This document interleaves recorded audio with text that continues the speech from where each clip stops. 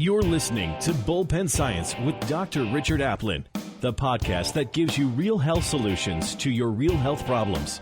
And now, your visionary host, Dr. Richard Aplin. Hello everyone, Dr. Aplin here with Bullpen Science. This is where we offer real health solutions for real health problems.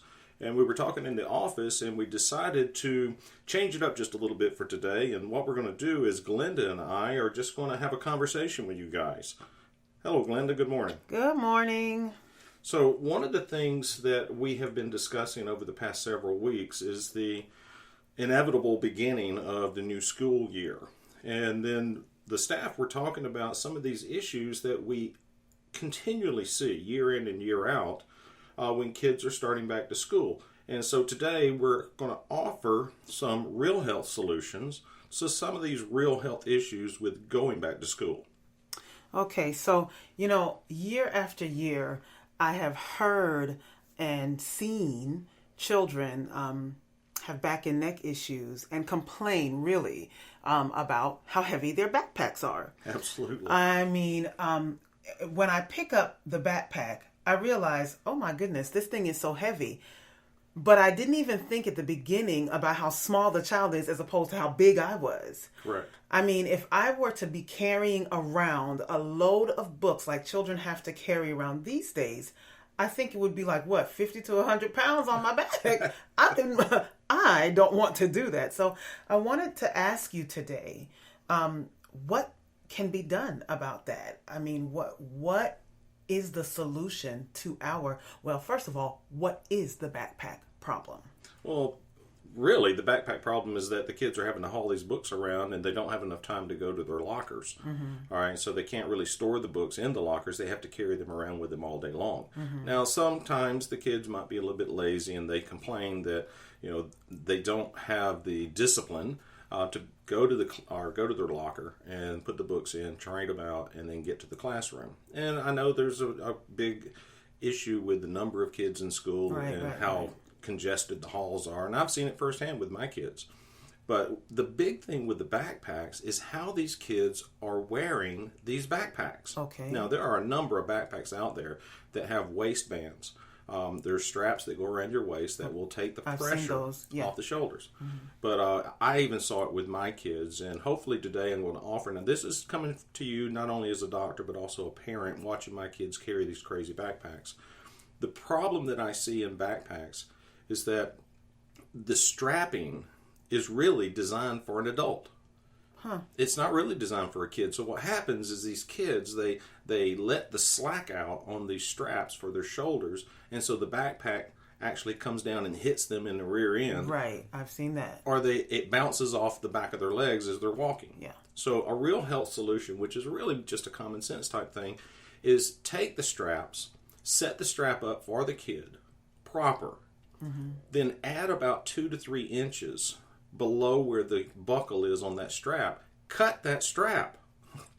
Then you can take a lighter or some type of a match or something, and you can melt the nylon so that it doesn't fray. Mm-hmm. But essentially what you have done is you've stopped the possibility of having that backpack hang down. Okay, so let me stop you there. You said set it up proper, and you also said it's common sense. Well, I'm here to tell you that common sense is not so common. And so, because I don't know what is proper. I mean, I think what's proper is what's comfortable. What is the proper way to strap a backpack? When you put the backpack on, the back where the straps come across the shoulder, your shoulders should be set, or those straps should be set so that there is no sag behind the back of your neck. Got it.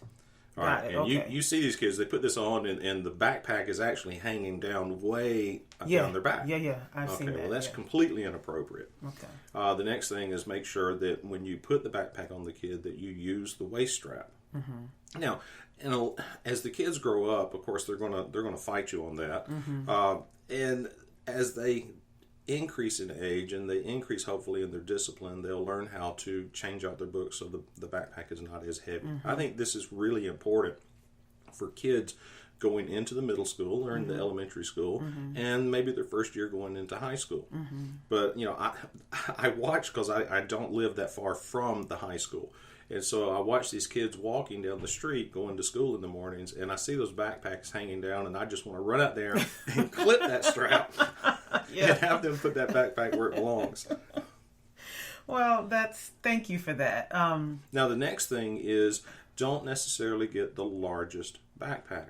The backpacks they're different sizes for different kids. You don't want to get a large hunking backpack for a kid that's in middle school. Okay. So you're saying we really have to pay more attention. Absolutely. To what we're purchasing, instead of just grabbing a backpack that seems to be sturdy. Well, I know that you've seen little kids going to school and the backpack is as big as a kid. Yes, I have. Okay, well that's completely inappropriate. Okay, well, and then I've really got to do some rethinking on my part. Now, even though my children attend a school where the lockers are very accessible, they do not carry their books around all day. They still have a lot of books. And I'm that mom that says, bring all your books home. Exactly. Because the last thing I want to hear is, can't do my homework. I left my book at school. No, we don't play that game. Right. Take them all home. And so they complain to me, these books are so heavy. And to be honest, after a while, I saw the book bag start to give way. And I thought to myself, well, geez, if the backpack can't take this weight, what is it doing to the structure of my child? Absolutely. Well, one of the things with this, and it's very difficult dealing with this issue of weight on backpacks simply because the kids are having to bring these books home. It would be great if the PTAs in the schools would allow parents to rent a whole set of books so that they could have them at home, and we could completely stop this issue. Can somebody from the PTA please get an amen here? But the next thing is kids throwing the backpack over one shoulder. That's just the worst thing you could possibly do. All right, if you're going to wear the backpack, wear the backpack. Not over one shoulder, both arms or both shoulders in. Wow. Okay, I've got to say, I could talk about this all day, but we've got to move on because I have something else really pressing to ask you, and that's about vaccines. At the beginning of the school year, you can see the doctor's offices overflowing, everybody getting up to date with their vaccines, how many years are between the vaccines or whatever the case may be. Talk to me a little bit about vaccines. What can I do if I don't want to vaccinate my child? They're not going to let them in school. And I don't want to homeschool my children. I enjoy my work outside the home. So tell me, what can I do as a parent if I don't want to vaccinate my child? Well, the first thing for parents to understand that in the state of Alabama, you do have options. Now, some states, they have lost their options, and California is one of them. But Alabama still has options. Now, my children, they went to school, and my first child had a few vaccinations. My second child had no vaccinations. And he went through school, and he was actually one of the healthiest kids in his class. And I believe that, but how did you get there? Well, what you hear is that you cannot go to school without the vaccinations, and that's not true. All right, on the back of the vaccination form is a religious exemption form. Now, the religious exemption essentially means if you feel that it's wrong, it's wrong. Okay. And so, the vaccine debate has been going on for a long time, and proponents of vaccinations look at people that do not like vaccinations as if they're not educated. And that's just absolutely not true. Most of the families of children that are not vaccinated are actually very much intelligent, and they usually have post-secondary degrees and even graduate level degrees. Okay. That's good to know, but how do I go about getting what did you call it? A religious exemption. Okay. It's very difficult. They make it very difficult for a reason, because it's an issue of control. But you can go down to the health department and you can request it. Now, they will pull out all sorts of stops trying to get you not to do it. Okay. They'll tell you things like, well, we've given out all we're going to give out today, or you have to be here at a certain time, which makes it highly inconvenient. Oh, wow. In my situation, they made me sit there for hours waiting on this simple little form, which takes 2 seconds. Wow. But it's very difficult. But if you are if you have the resolve to stick it out, you can do this. Now, please let me let you guys understand this issue with vaccinations. It's not so much an issue of being against vaccination, even though I am. It's an issue of the fact that we put so many vaccines in our children in the United States at one time that if that child's nervous system is not capable of withstanding the insult, that's when you develop problems. Yeah, it's like sabotage. Absolutely. Because you can have some children that receive their vaccinations and they have no issues, and then you can have another child has their vaccinations and they wind up autistic or have some other type of neurological deficit. Wow. That's important and good to know. That is great information, because often we, as parents, you feel like you have your hands tied. Right. Now, one of the things is some of the doctors out are starting to look at spreading out the vaccination schedule. Okay. And, I think if you want to vaccinate your children and you can work with a doctor that will spread out those the schedule, I think that would be highly beneficial to the child. Agreed. Thank you for that. All right, I'm going to jump right into the next one. Now, this one is a little personal to me, because it always seems like we are on the go. In my opinion, gone are the days when mom is fixing a big old breakfast, eggs and grits and ham or bacon, whatever it is. And it seems like, I've seen things go from cold cereal to breakfast bars that you could eat in the car to, look at this whole grain cracker that's breakfast. Talk to me about really setting up a foundation for a great day at school through breakfast. Well, we talk about adaptation in this office, proper adaptation, and how the nervous system actually works. And what I see and have been through this is that there is no transition from summer to the school year. And so the parents have their own schedule, and that schedule may be somewhat unconscious in what they do. They get up a certain amount of time, they have so much time to get ready, and then they get the kids are taken care of, and then they're off to work. Well, you really need to evaluate this transition period, which is 1 to 2 weeks before the kids start going to school.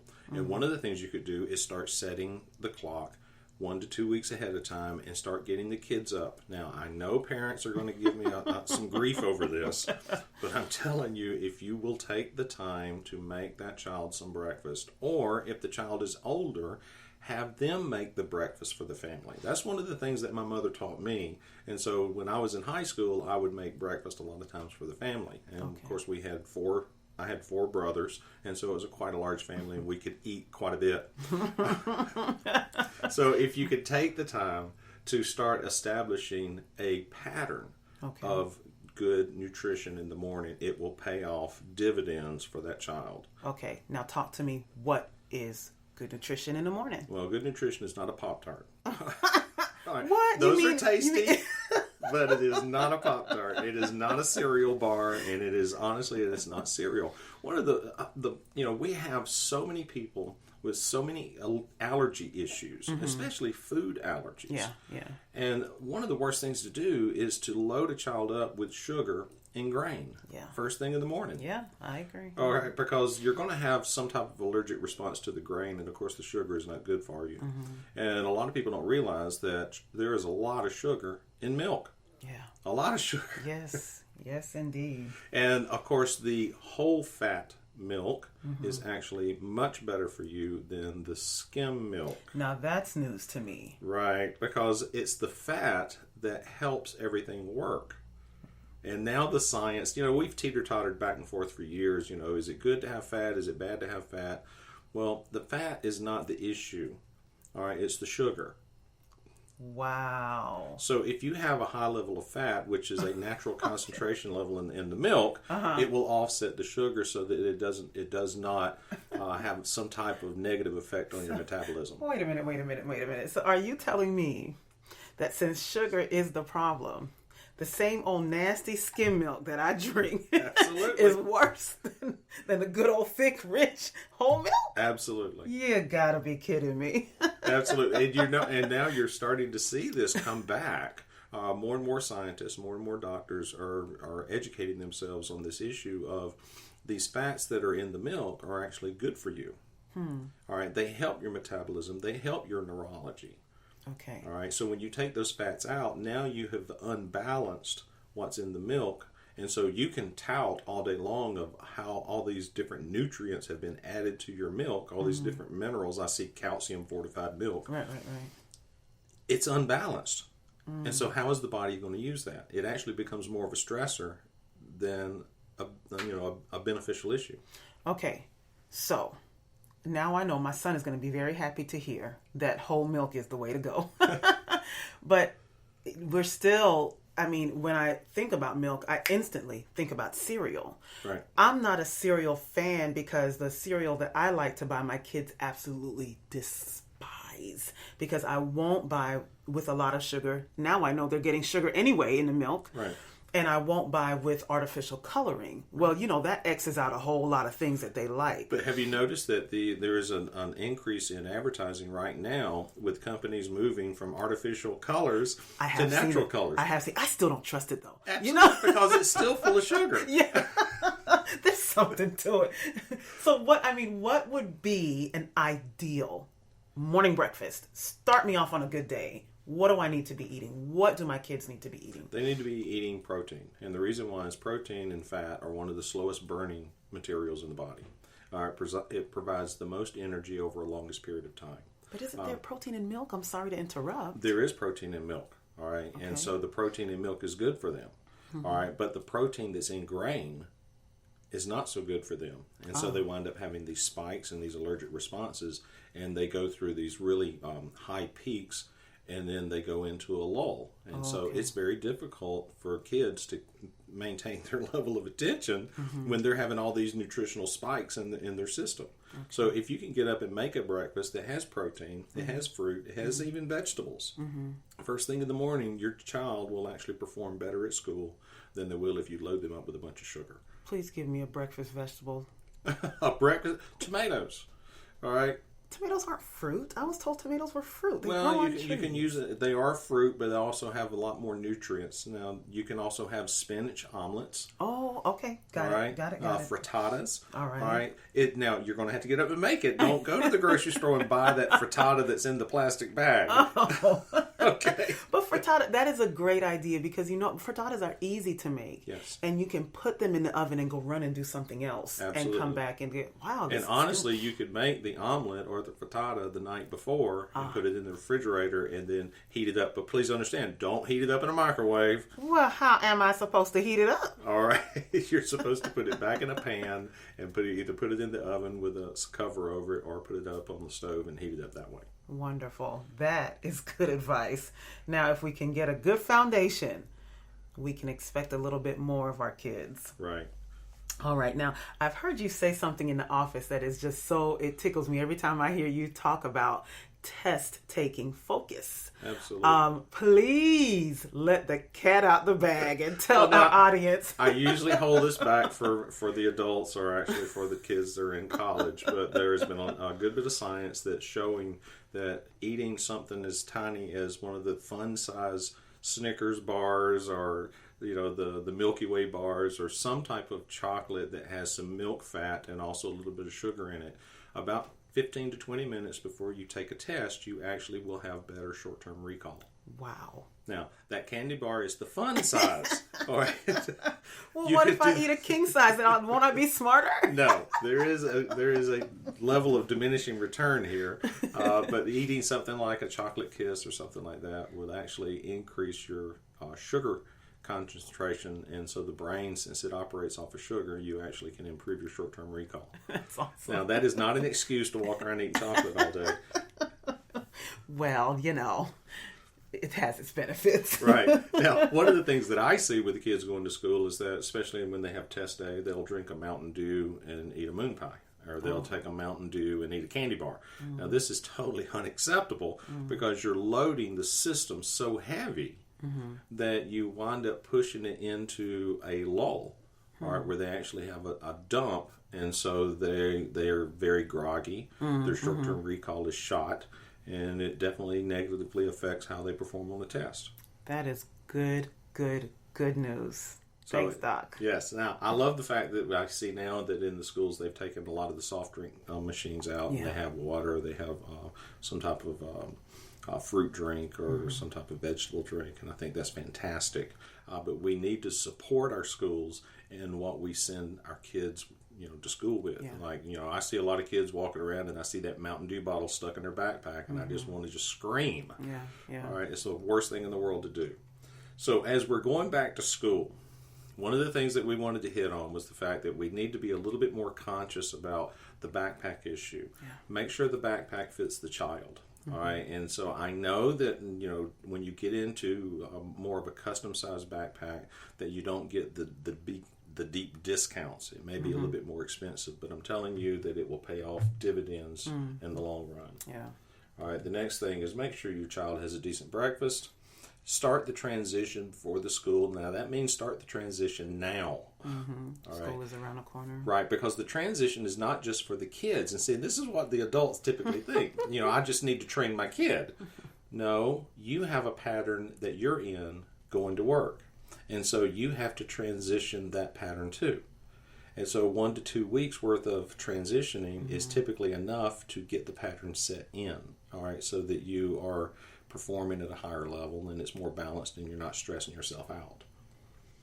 All right. Good deal. And thank you so much for all this information. Everything is so great, and I know it's needed. Yes. People need to hear. Make a difference from the inside out. Absolutely. All right, you guys. This is Dr. Aplin and Glenda. This is a conversation on Bullpen Science, and we look forward to the next episode. You've been listening to Bullpen Science with Dr. Richard Aplin. To learn more about real health solutions to your real health problems, call us at 256-203-9433 or visit us online at envisionchiropractic.com today.